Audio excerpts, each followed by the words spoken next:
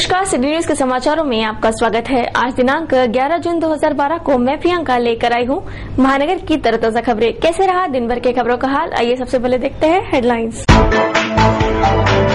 राहगीरों की टोली उड़ा रही है मंगलसूत्र, पुलिस आयुक्त का कथन। गन गैंग को 14 तक पीसीआर, अधिकारियों को रिवॉर्ड।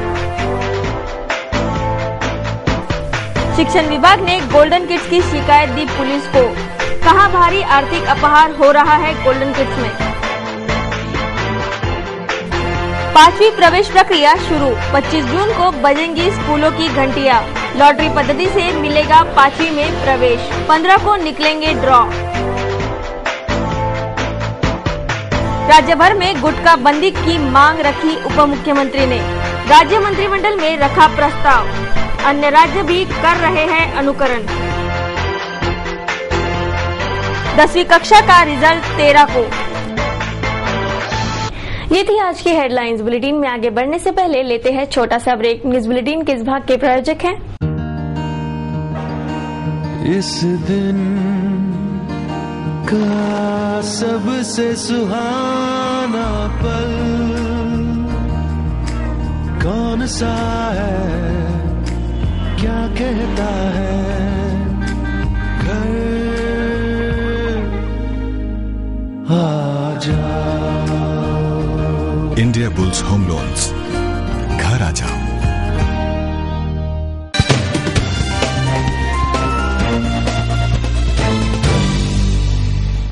क्या रहा अमरावती शहर का हाल, देखते हैं संपूर्ण समाचार विस्तार से। श्री पृष्टि भक्ति वल्लभीय वैष्णव समाज आयोजित श्री पृष्ठ भक्ति कीर्तन कार्यक्रम रविवार को संपन्न हुआ। एचवीपीएम के ऑडिटोरियम हॉल में इस भक्ति कीर्तन कार्यक्रम का आयोजन किया गया था। रविवार की शाम स्थानीय श्री हनुमान व्यायाम प्रसारक मंडल के एजुकेशन ऑडिटोरियम हॉल में श्री पुष्टि भक्ति कीर्तन कार्यक्रम का आयोजन संपन्न हुआ। श्री श्याम सुंदर मुरलीधर लाल जी महाराज के सुमधुर वाणी से इस भक्ति कीर्तन कार्यक्रम का आयोजन श्री पुष्टि भक्ति वल्लभीय वैष्णव समाज के ओर से किया गया था। इस भक्ति कीर्तन कार्यक्रम का असंख्य भाविकों ने लाभ उठाया।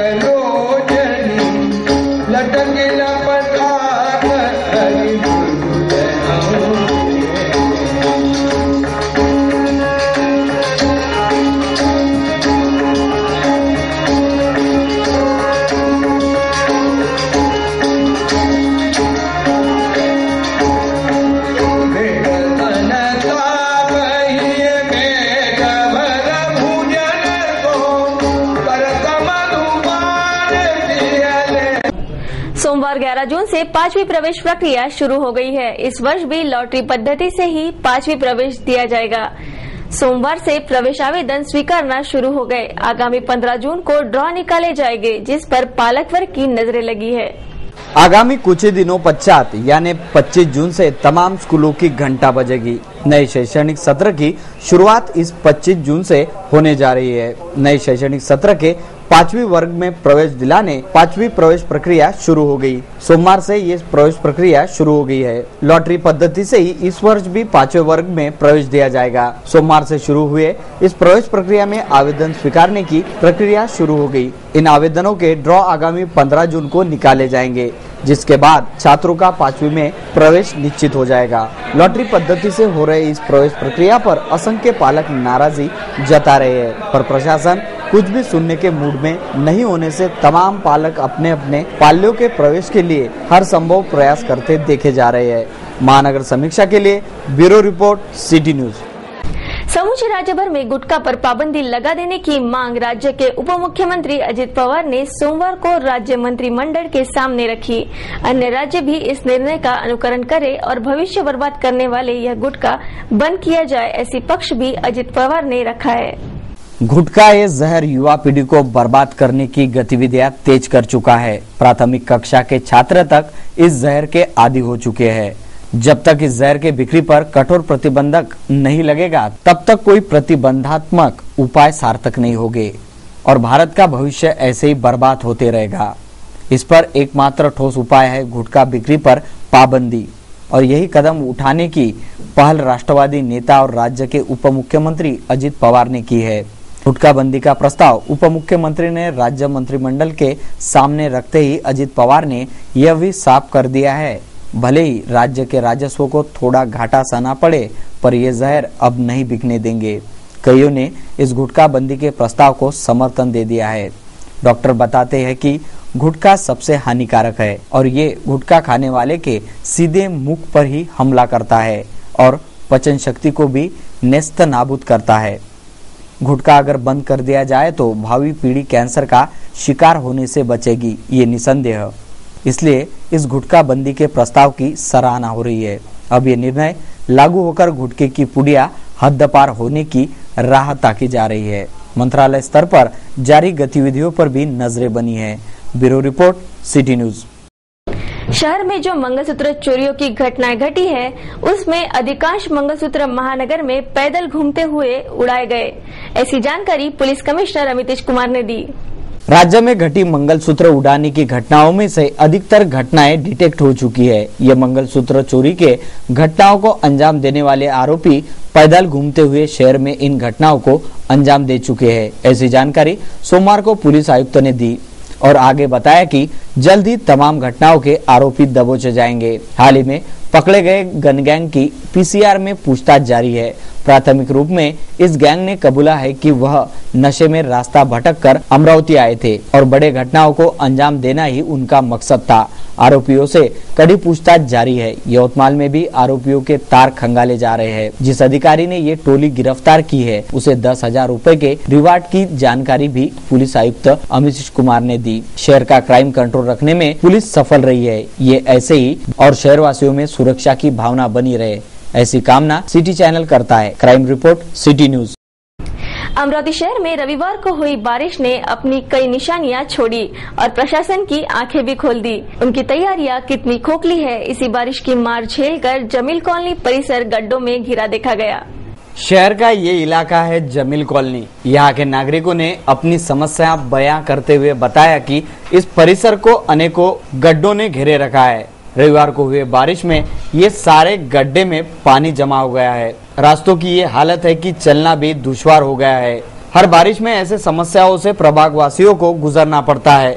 नगर सेवक को ये समस्या सुनाई जाए तो वह भी बेरंग लौटा देते हैं। फिर शिकायत किससे करे, और ऐसा सवाल भी जमील कॉलोनी के नागरिक पूछ रहे हैं। अरे 6 महीने से कोई एक नाली साफ करने आ रहा है, ना कोई रोड साफ करने आ रहा है। कम से कम 50 तो बच्चे गिर गए वहाँ पर। घरों में पानी घुस रहा है, जो नाली का पानी घरों में वापस पाइप से आ रहा है। तो ये इसका अभी तक का इनका डिपार्टमेंट का बोलना है कि इसका ठेका हर अगर साल भर नहीं हुआ तो हमारे घरों में पानी घुसा देते। कॉलोनी मस्जिद के पास यहाँ का कोई काम नहीं हो रहा।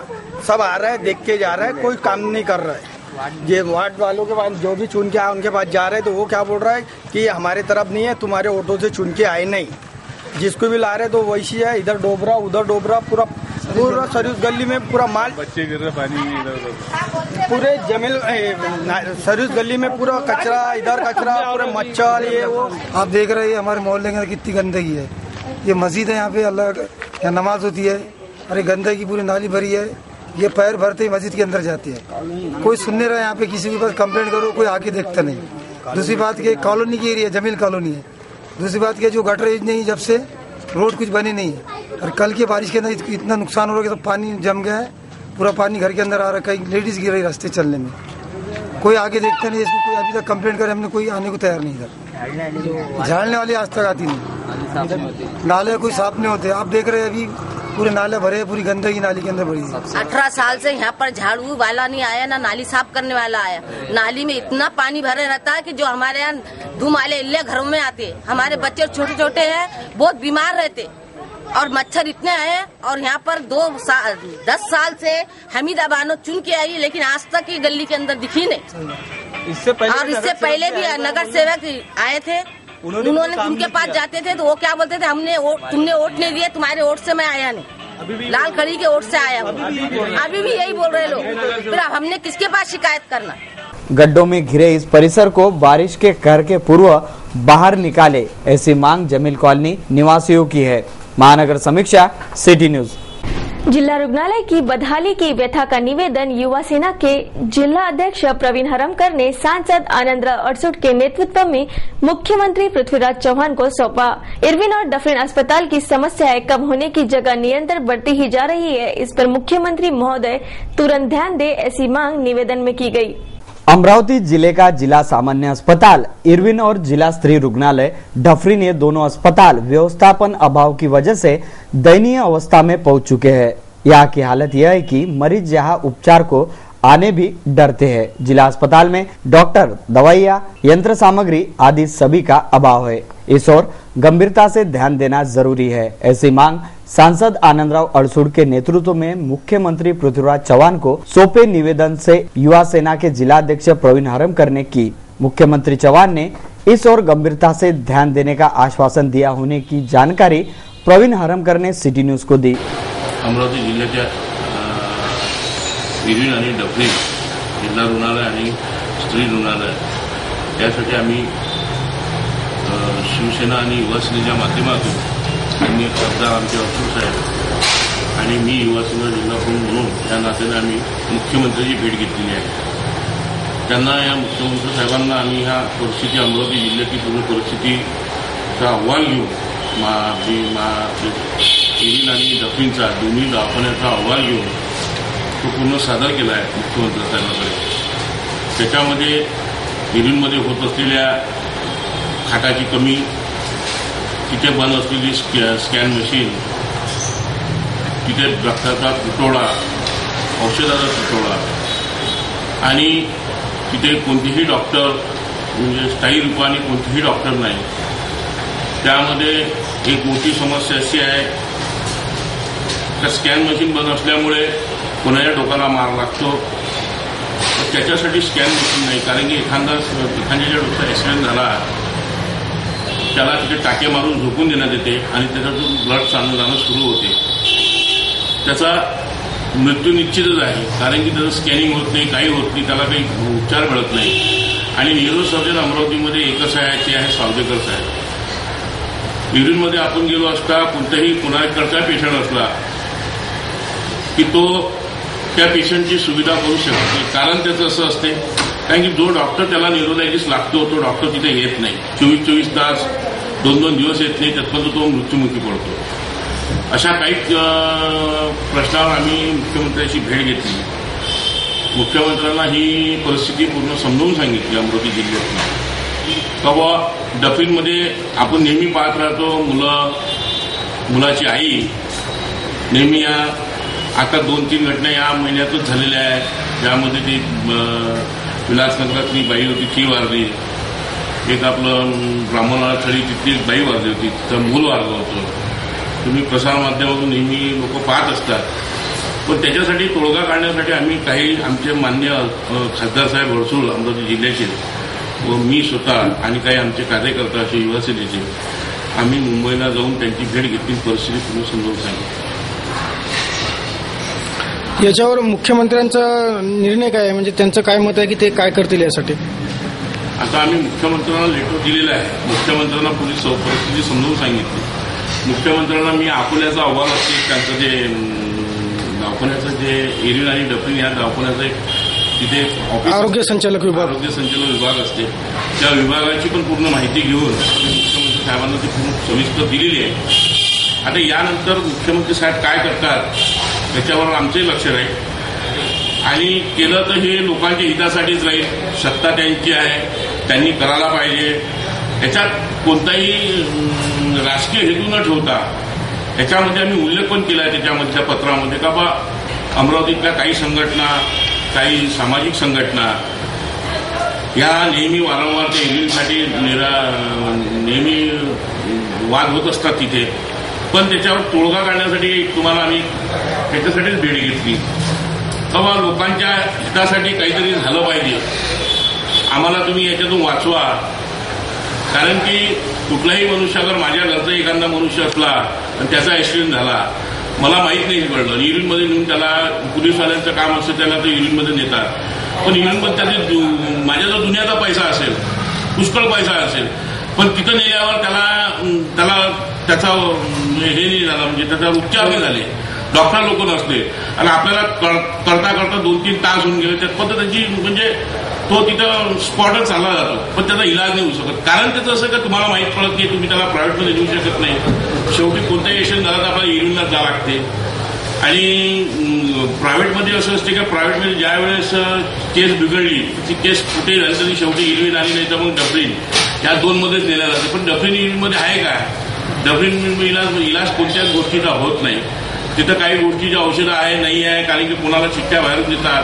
ह्या वारंवार गोष्टी होत असतात. आमचे शिवसेनावाले म्हणा, युवासेनावाले म्हणा, हे नेहमी वारंवार त्या डॉक्टरांची वादविवाद घालतात. ते डॉक्टर लोक म्हणतात आमच्याजवळ इस्टिमेटच नाही, इन्स्ट्रुमेंट नाही, सामान नाही, औषधाचा तुटवडा असतो. या नेहमी वादविवाद करता आणि तिथे कसं होते, कोणत्याही गोष्टीला लोकांचा जोर तिथंच राहीलच, कारण की तो सामान्य रुग्णालय आहे. तर त्यामुळे लोकांचं, तर माझं तर लोकांना पण आव्हान आहे का त्यासाठी लोकांना जागृत व्हायलाच पाहिजे. आपण महानगराचे जाणते जनप्रतिनिधी आहात. इरविन आणि डफरीन या दोन्ही जिल्हा रुग्णालयाची परिस्थिती आपण अत्यंत जवळून बघितलेली आहे. आता मुख्यमंत्री दरबारात तुम्ही हे जे गाऱ्हाणं मांडलं की यातून वाचवा म्हणून, मृत्यूच्या गर्दीतून वाचवा अशा आशयाचं निवेदन सुद्धा दिलंय. जर का मुख्यमंत्री दरबारातून काही सूत्र नाही हल्ली तर आपला पुढचा पवित्रा काय असेल? आम्ही आहे विरोधक, शेवटी आम्हाला विरोधक ठरवले जाते. पण सत्ताधाऱ्यांची पण सत्ता आहे, इथे पण आपले सत्ताधारी लोक आहेत, त्यांना पण ह्या गोष्टीची जाणीव असलीच पाहिजे. त्यांनी त्यांच्या माध्यमातून त्याचा पाठपुरावा केला पाहिजे. मुख्यमंत्री जर करत असेल तर त्याचं ठीक आहे, नाही करत असेल तर आम्ही आमच्या तरीकेने ते काम करू. लोकांच्यासाठी आम्ही आमचा तो म्हणजे तो सामाजिक बांधिलकीचा आहे, आम्ही त्या दृष्टिकोनात ते काम करूच. 1 साल से अधिक समय की प्रलंबित करीब 26 विभिन्न मांगों को लेकर अमरावती जिला महसूल राजस्व कर्मचारी संगठन ने जिले में 7 जून से आंदोलन शुरू कर दिया है. निर्धारित समय में मांगे पूरी नहीं होने की स्थिति में 25 जुलाई से बेमियादी कलम बंद आंदोलन की चेतावनी राज्य के अपर मुख्य राजीव सचिव को जिलाधीश के मार्फत सौंपे गए एक ज्ञापन में दी गई. महसूल कर्मचारी संगठन की प्रलंबित मांगों के पूर्तता की मांग करते संभागीय आयुक्तालय के कर्मचारियों ने सोमवार को काले फीते लगाकर काम किया.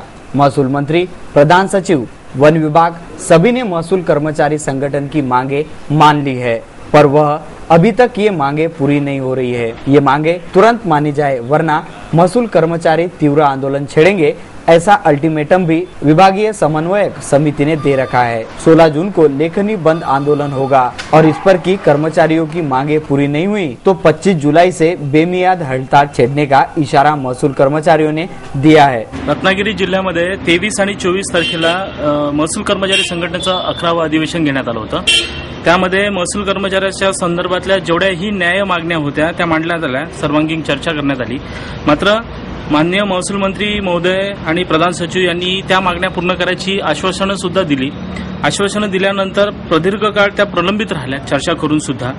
त्यांना वारंवार त्यांच्याशी चर्चा करण्यात आली. चर्चा करूनही त्यातून काही फलश्रुती झाली नाही. म्हणून महसूल कर्मचारी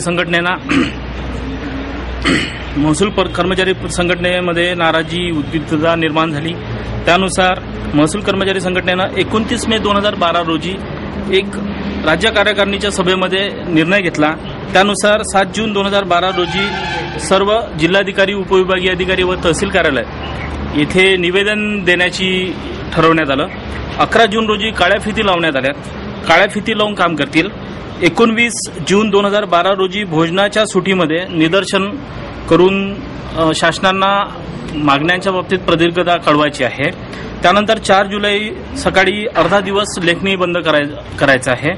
16 जुलैला एक दिवसाचा लेखणी बंद आंदोलन करायचं आहे आणि एवढं सगळं करूनही झोपलेल्या प्रशासनाला जर जाग आली नाही तर 25 जुलै 2012 रोजी बेमुदत लेखणी बंद आंदोलन करायचं आहे।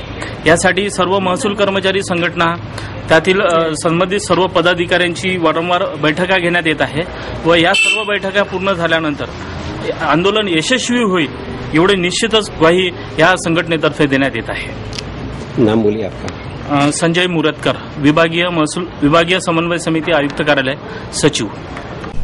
महाराष्ट्र राज्य माध्यमिक व उच्च माध्यमिक शिक्षा बोर्ड द्वारा गत फरवरी मार्च में कक्षा 10वीं की ली गई परीक्षा के नतीजे आगामी बुधवार 13 जून को घोषित किए जा सकते हैं। यह जानकारी रविवार को राज्य के शालेय शिक्षा मंत्री राजेंद्र दर्डा ने मीडिया से बातचीत में रविवार को दी। बता दें कि गत वर्ष यह रिजल्ट 15 जून को घोषित किए गए थे, जबकि इस वर्ष पूर्व रिजल्ट की घोषणा 26 जून तक टलेगी यह संकेत मिले थे। अब यह परिणाम 13 जून को घोषित किए जाएंगे। अमरावती महानगर पालिका क्षेत्र में 30 जून रात 12 बजे से एलबीटी प्रणाली लागू हो जाएगी। लोकल बॉडी टैक्स वसूलने के लिए यंत्रणा तैयार हो रही है और रजिस्ट्रेशन के आधार पर एलपीटी वसूला जाएगा, ऐसी जानकारी मनपा आयुक्त ने सोमवार को दी। आगामी 14 तारीख को होने वाले आम सभा में इस मुद्दे पर भारी हंगामा और घमासान के आसार है। महानगर पालिका में सोमवार को लोकल बॉडी टैक्स संबंधित अधिकारियों की बैठक हुई। इस बैठक में मनपा आयुक्त नवीन सोना ने मातहतों को दिशा निर्देश जारी किए। इस संदर्भ में विस्तृत जानकारी देते हुए मनपा आयुक्त ने बताया कि 30 जून के रात 12 बजे से ये लोकल बॉडी टैक्स प्रणाली लागू हो जाएगी। ये एलबीटी रजिस्टर्ड व्यापारियों से वसूला जाएगा। इसके लिए शॉप एक्ट और सेल्स डिपार्टमेंट की भी मदद ली जाएगी और इस प्रणाली के लिए 2 दिवसीय ट्रेनिंग के लिए मनपा के टीम को नासिक भेजा जाएगा। हालांकि मनपा के आम सभा ने एलबीटी का विरोध किया है, पर शासकीय अध्यादेश धमके होने से इस आदेशों का पालन किया जा रहा है।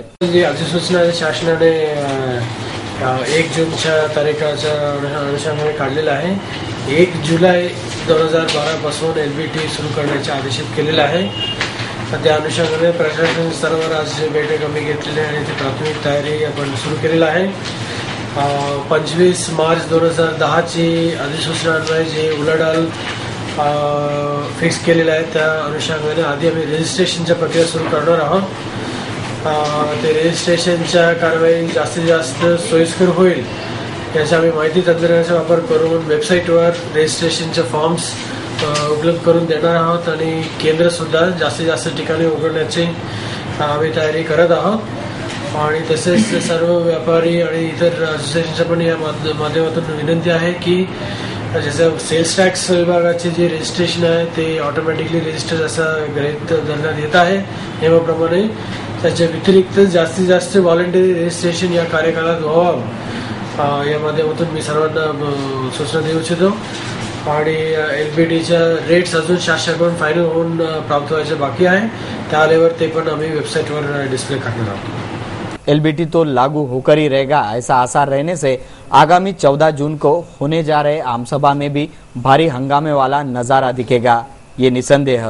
उसी तरह महानगर के व्यापारी भी इस एलबीटी को कड़ा विरोध कर रहे हैं। सोमवार को इसी मुद्दे पर चैम्बर ऑफ अमरावती महानगर ने मनपा आयुक्तों को निवेदन सौंपकर एलबीटी का विरोध जताया। वैट प्रणाली लागू रहने से ये एलबीटी वसूलना उचित नहीं है, ऐसा पक्ष व्यापारियों ने इस वक्त रखा। 1 जुलाई से महाराष्ट्र शासन का जो नोटिफिकेशन आया उसमें एलबीटी अमरावती शहर के अंदर लग रहा है। हमारी सरकार से यही डिमांड है कि ऑल ओवर इंडिया में जो भी स्टेट के अंदर उस सरकार ने ऑक्ट्राय हटाने के पश्चात किसी भी प्रकार का पर रेट टैक्स लगाया नहीं और महाराष्ट्र सरकार ने भी 1999 में 228 नगर पालिका का जो ऑक्ट्राय हटाया था उसके पश्चात उसके जगह पर किसी भी प्रकार का पर रेट टैक्स उन्होंने लगाया नहीं। हमारी यही डिमांड है कि वैट लगने के बाद में गवर्नमेंट को आज 50,000 करोड़ रुपए रेवेन्यू मिल रहा है, जबकि आज से 6 वर्ष पूर्व 17,000 करोड़ रुपए का रेवेन्यू था।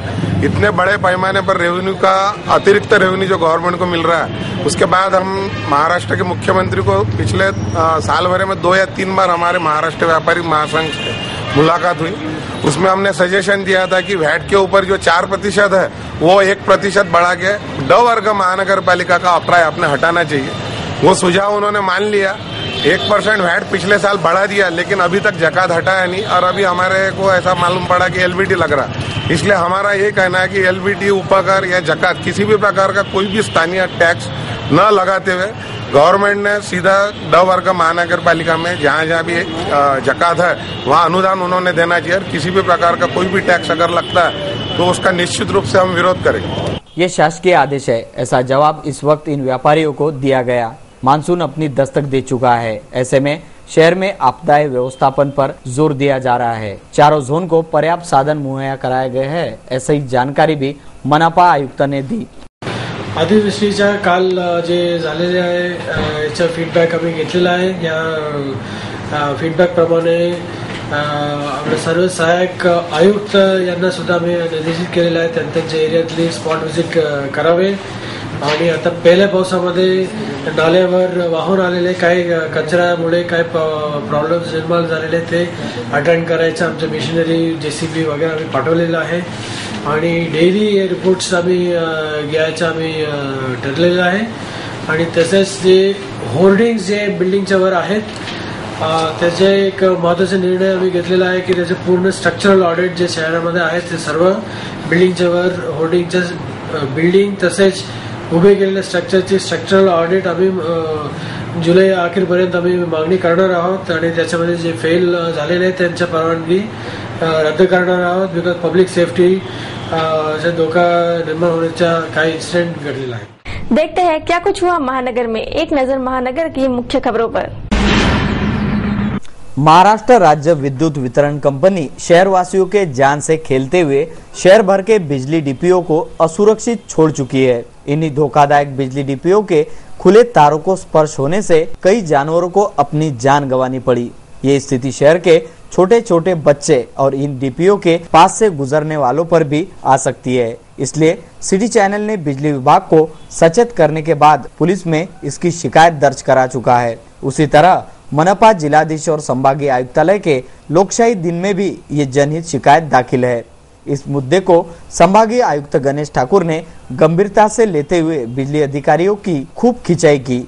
इस वक्त ये निर्देश भी जारी किए गए कि इस मुद्दे का हल तुरंत निकालकर रिपोर्ट पेश किया जाए। सिटी चैनल द्वारा दाखिल इस शिकायत का वक्त रहते ही संपूर्ण निराकरण होगा, ऐसा आश्वासन इस वक्त दिया गया। Bureau report, city news. एमएससीबीचे ऍक्सिडेंट सगळे टेक्निकलच असतात। इथं आता इथून काय करंट येणार, इंडक्शन येणार हे काय मला माहित नाही, पण तुमची पॉवर फ्लक्च्युएट झाली तर काय होऊ शकतं, कारण मी खाली बसलेलो। बरोबर आहे ना, याच्यातही तसंच काहीतरी होईल, मग माणसं मरतील, मग माणूस मेल्यावर जाग येणार आहे का आपल्याला? हे बघा, तुम्ही ज्या पद्धतीने आर्ग्युमेंट करा that is very wrong. You talk sensibly, are a responsible officer of organisation, you should not take it lightly. We are not joking here. काय समजताय आपण स्वतःला? मग किती राईटली तुम्ही बोलताय, काय जोकिंगली बोलताय तुम्ही? ऍक्सिडेंट म्हणजे ऍक्सिडेंट कधी होऊ शकतो। अरे झाला असतं तर म्हणजे क्षणाला ऍक्सिडेंट झाले असते ना। बसलेले का मोठे समजता काय तुम्ही सगळ्यांना? काय बोलताय तुम्ही या पद्धतीने? त्याने ज्या गोष्टीची कंप्लेंट केली आहे तुम्ही आम्हाला लेखी द्या की याबद्दलची तुम्ही पूर्ण कारवाई केली आहे। या नवीन तक्रारी प्रमाणे पण नाही देत, यांची जुनी जी तक्रार होती मला ही तक्रार तर मिळाली नाही। यही तकरार अभी आपकी कंप्लेंट क्या है? अध्यक्ष महोदय, आपने जैसा अभी देखा कि जिस कदर आपसे बात की जा रही है, अति उच्च अधिकार हुए बाद में भी आपसे इस तरीके से बात करी जा रही है, तो एक सामान्य नागरिक से ये किस तरीके से वर्तन करते हो? ये जितना बोल रहे सर्रास झूठ है, ये मेरा दावा है। सिर्फ इतनी शिकायतों के बाद में केवल एक जगह पर इन्होंने कुंपण लगाया, वो भी जाली वगैरह नहीं लगाया, नियम प्रमाणे नहीं लगाया, एक जूनी जाली ढूंढ के लाए और ट्रांसफार्मर किसी आदमी को खींच न ले इसलिए बांधा है। और जितने फोटोग्राफ्स हम दे रहे हैं आपको, ये फोटोग्राफ्स में आप देखिए कि इसके सब ढक्कन, इसमें कभी भी कोई भी आदमी मर सकता है। जवाहर गेट के पास में एक कुत्ता मुंह लगाने से मरा हुआ है। आदरणीय श्री, ये अखबार लिखे जा रहे हैं, एक नहीं, मैं आपको कई अखबार की कतरन आपको दिया हूं, जो आप देखेंगे तो आपके ध्यान में आएगा कि कितनी गैर व्यवस्था और कितना गैर जिम्मेदाराना काम चालू है इनका। टीवी चैनल बताए जा रहे हैं मगर इन्हें कोई फर्क नहीं पड़ता, ये सब अपने मस्ती में मस्त है। जनता की जान लेने के लिए अगर ये विभाग निर्मित किया गया है तो वैसा ही से एक सामान्य सी बात आपको बताऊं कि अगर कुछ नहीं कर सकते तो 2 रुपए का एक कंतान लाकर ये उसके ऊपर बांधा जा सकता है। सिर्फ 2 रुपए का आता है। मगर वो भी करने तैयार नहीं। और ये मैडम के पास में जाके कभी बोले तो उनको सुनने को, आप ऐसा मुझे कैसा बोल सकते हैं, यहाँ से शुरुआत करते हैं। आदरणीय श्री मैडम की शिकायत जहाँ करना है वे उच्चाधिकारी उनके पति महोदय, ये भी एक वादा है कि अब जाना तो कहाँ जाना पब्लिक में, कोई सुन नहीं तैयार है। वो उनके उच्चाधिकारी नागपुर में बैठती, ये अमरावती में बैठती है मैडम। हमारा कोई उनसे कोई अनुग्रह नहीं, कोई झंझट नहीं, कोई भानगड़ नहीं है। मगर कोई पत्रकार आपके समक्ष बोलने आता है, बताने आता है, गलती बताने आता है तो सुनने तक तैयार नहीं। ये ठीक करें, किसी की जान जाएगी। आखिर ठाकुर साहब घूम फिर के ये मामला इन सब लोगों का, और आप उच्चाधिकारी आपको जरूर पूछा जाएगा। इन्होंने सुन लिया, सर्वे भी कर लिया, कुछ किया क्या? कितने दिन हो गए ये बात को? 3 महीने हो गए सर। अभी के फोटोग्राफ्स आप बोलिए तो मैं 1 घंटे में और आपको पूरा वीडियो रिकॉर्डिंग बताऊंगा। झूठ बात है सर, आप झूठ बात बोलिए उच्चाधिकारी के सामने। सर इनके जाखन चोरी जाए इसके लिए क्या जनता की जान से खेलने? वैसा नहीं, अभी वो कोई दूसरा उपाय करे, ऊंचा करे, कुछ भी करे, मगर पब्लिक के जान के साथ में खेल कैसा सकते हैं? किसी बच्चे ने, किसी अधिकारी को, किसी व्यक्ति को ऐसा कोई कृत्य करने का अधिकार नहीं है जिससे भंगारवाले चोरून येतात तर तुम्ही काय करता? मग तुम्ही काय नाही पोलिसांना घेऊन भंगारवाल्यांच्या भंगारवरती रेड घालत? इनकी गैर जिम्मेदाराना हरकत से, जैसे वाठोड़ा में अभी जो हादसा हो गया, उस टाइम पे पब्लिक क्या बोलती है ये कभी सुनने गए क्या? आखिर घूम फिर के आप लोगों के ऊपर और शासन के ऊपर इसकी कालिक मली जाती है। कारण ये है, अगर ये सुधर जाए या मान जाए। एक पब्लिक का वहां बोलना हुआ कि दारू पी के ऑफिस में बैठे, कोई सुनते नहीं। 4 दिन से वायर टूट के पड़ा था, गए नहीं बंद करने के लिए। अगर जाते तो वो किसान की मृत्यु नहीं होती। 2 लाख रुपए दे देंगे ये सर। 2 लाख की किसी आदमी की जिंदगी की कीमत में अब तो भी मान जाए, इतनी हमारी विनती है कि जब मीडिया उसके पीछे पड़ा है, अब बता रहे, हाथ रख के बता रहे, फोटोग्राफ, यहाँ तक कि सर कि आप ऐसा कीजिए कि आपके फोटोग्राफ हमको दे दीजिए, ये लिस्ट और फोटोग्राफ आप हमको दे दीजिए, तपास करेंगे। यानी ये आराम से बैठेंगे, हम लिस्ट दे देंगे इनको। ये सिटी कोतवाली में आपने जो शिकायत की उसका क्या हुआ? उन्होंने लेकर रख लिया है बस सर। हम लोग लोकशाही के आधार स्तंभ है सर, आपको सूचित करने, शासन की छवि मुखरित करने आपके सामने आते हैं। इन लोगों को ये हक नहीं पहुंचता कि उनके साथ दुर्व्यवहार करें।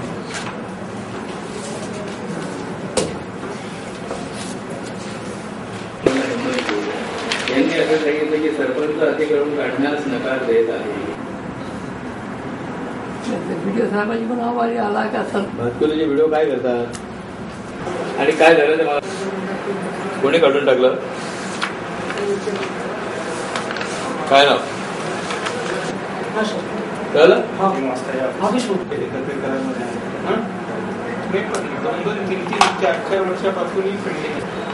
पण ग्रामसभेने ठराव घेतला की त्यांना यांना परत घ्यावं म्हणून. ते ग्राम बार कुछ अच्छा बोल रहे सरकार के बारे में और अफसरों के बारे में.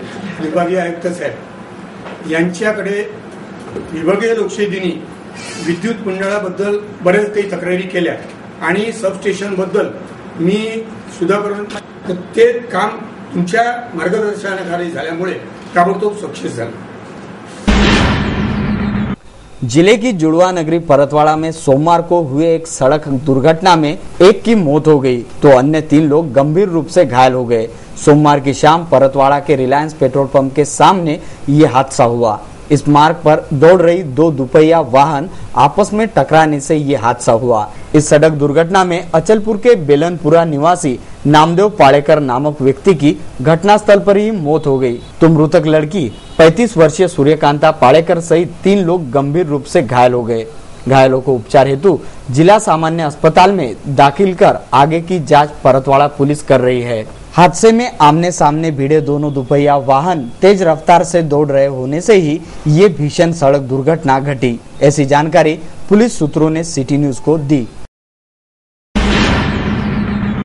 देश के जाने माने कार्टूनिस्ट श्री श्याम जगोता, इन्होंने सिटी न्यूज के कार्टून कोने के लिए आज का यह कार्टून भेजा है. देखिए क्या दर्शा रहा है आज का कार्टून कोना.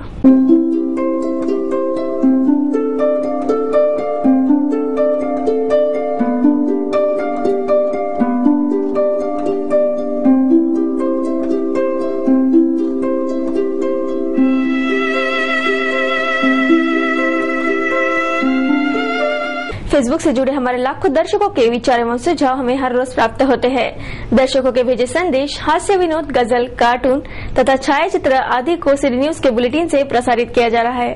देखते हैं क्या कहता है आज का फेसबुक आईना।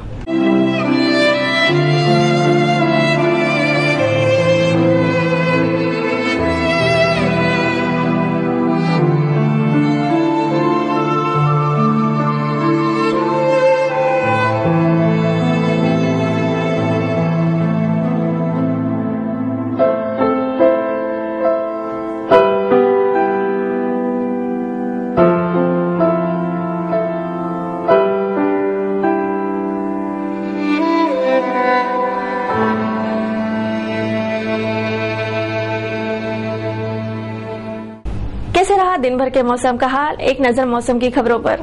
सोमवार को शहर के मौसम में काफी बदलाव देखा गया। सोमवार को शहर का तापमान उमस भरा रहा। सोमवार का अधिकतम तापमान 48 डिग्री सेल्सियस नापा गया तो न्यूनतम तापमान 31 डिग्री सेल्सियस पर स्थिर हुआ था, तो ह्यूमिडिटी का परसेंटेज 12% रहा। मंगलवार को भी शहर का तापमान उमस भरा रह सकता है, ऐसी जानकारी मौसम विभाग के हवाले से दी जा रही है।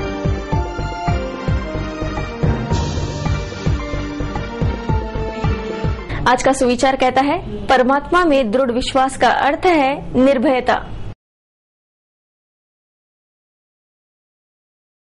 सिटी न्यूज के इस बुलेटिन में बस इतना ही। जाते जाते एक बार फिर से नजर डालते हैं आज की हेडलाइंस पर। राहगीरों की टोली उड़ा रही है मंगलसूत्र, पुलिस आयुक्त का कथन। गन गैंग को 14 तक PCR, अधिकारियों को रिवॉर्ड। शिक्षण विभाग ने गोल्डन किड्स की शिकायत दी पुलिस को, कहा भारी आर्थिक अपहार हो रहा है गोल्डन किड्स में। 5वीं प्रवेश प्रक्रिया शुरू, 25 जून को बजेंगी स्कूलों की घंटियां। लॉटरी पद्धति से मिलेगा 5वीं में प्रवेश, 15 को निकलेंगे ड्रॉ। राज्य भर में गुटखा बंदी की मांग रखी उप मुख्यमंत्री ने, राज्य मंत्रिमंडल में रखा प्रस्ताव। अन्य राज्य भी कर रहे हैं अनुकरण। 10वीं कक्षा का रिजल्ट 13 को। सिटी न्यूज के बारे में आप अपने सुझाव एवं विचार हमें भेज सकते हैं हमारे इस पते पर। हमारा पता है सिटी न्यूज कार्यालय, धनराज लेन, सक्का 7, अमरावती।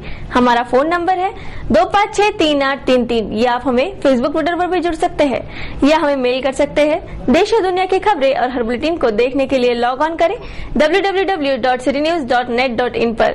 सिटी न्यूज पर कार्यक्रम और खबरों का सिलसिला जारी रहेगा। लेते हैं आपसे इजाजत। इस बुलेटिन में बस इतना ही। नमस्कार।